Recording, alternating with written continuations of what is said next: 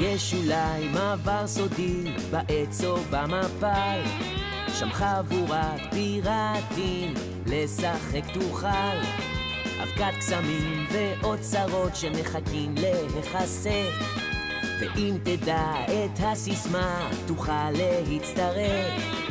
יש כאן מנהרות ופתח בקירות, אין ספור משחקים, עמודים ומנופים. זה מקום קטן נסתר, שם אף אחד לא גר, כדאי לשמור שקפטן הוק לא יתקרב.